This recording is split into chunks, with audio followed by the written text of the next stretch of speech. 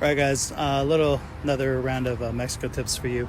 Tell me this place right here, which is a money exchange, and this place right over here.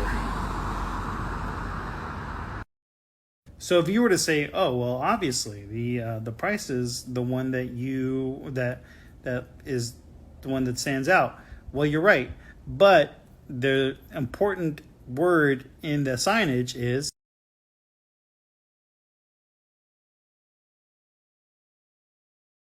So basically, if you ever stop by San Ysidro or any of the border towns, you want to make sure that you select a money exchange that says no commission. Otherwise, you'll get charged a fee.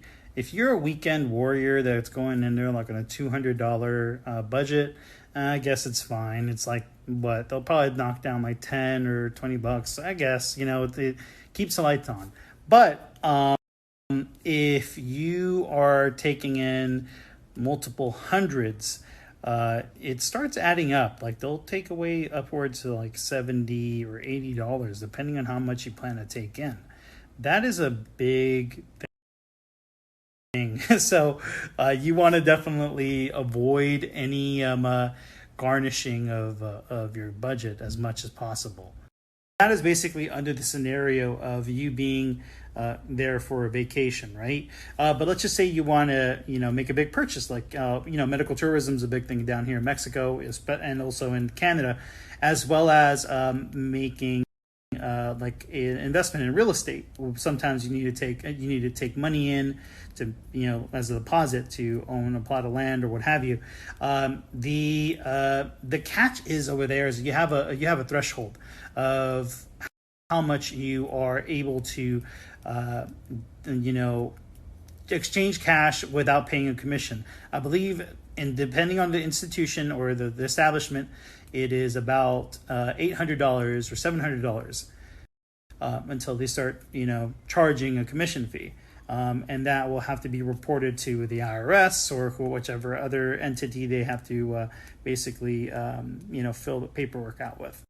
And I don't know if I mentioned it earlier, but the threshold to cross in with is about $10,000 American into Mexico, and you do have to report it upon walking in, and just basically make sure that you dot your T's, cross your I's, and tell them that, for the love of God, this is not illicit money. This comes from my bank account, and let them know why you're taking it in.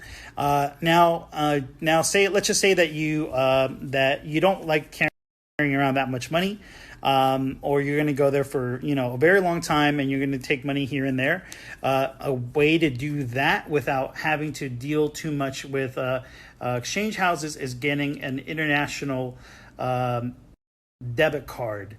A debit card, in this case, I have one here with Charles Schwab. You could also get one from Fidelity, as well as Capital One 360, which is the online bank.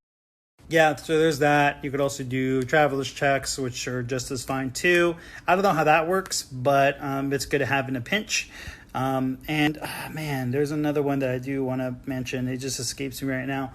But those are the best solid ways to take money into the U.S. From the U.S. into Mexico or abroad. Really, just be careful of a couple things that I want to kind of share with you.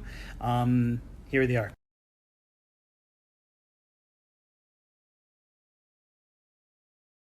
So why do you want to take lower denominations? Well, because certain times the ATM will give you just like the biggest ones that they could offer. Sometimes it's 500. Here in Mexico, that's the norm, 500. If you want to take anything in large quantities, so that's equal to $25 US if you're doing it off of a 20-to-1 ratio or exchange. So not every merchant is gonna carry that much. So if you want to go to say for example like a convenience store, or you want to go to like a little vendor, and you only have 100 or 500s, they're gonna say like, hey man, like I can't take this because you're basically gonna clean me out of all the money I have. yeah, just be a little bit more, be a little bit conscientious. You know, try to take out, if you can, try to take out that money, or try to find a big. Think that the last one cut out, so try to find a like a big chain company, like you know, department store or what have you, and try to take out cash there, or you can go to an exchange house and they'll, you know, take it out for you. I've done it before. It's not a problem.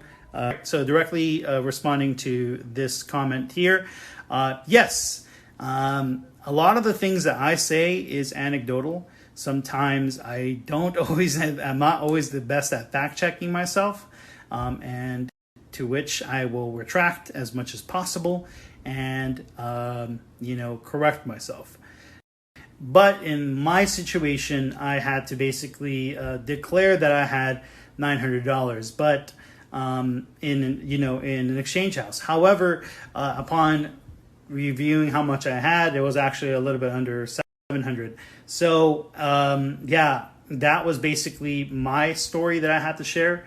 I'm just passing it on to you guys. Make that information what you will, but the two biggest takeaways to ask is, one, do you guys charge commission? Two, you want to ask that. Two is basically ask, how much can I declare without having to basically fill out any documents. That's pretty much it. Okay, a little addendum to yesterday's post. A lot of these exchange houses would oftentimes advertise the sell price as the buying price. So that's kind of just to lure people in. What are sell prices and what are buying prices? Well, selling prices are basically for you to exchange your pesos over to American currency, whereas buying is you buying pesos with American currency. So that's one thing you have to keep a close eye on. I'm going to post how that looks like if I can. It's going to look at some things, but yeah, that's pretty much just it. Thank you. Bye.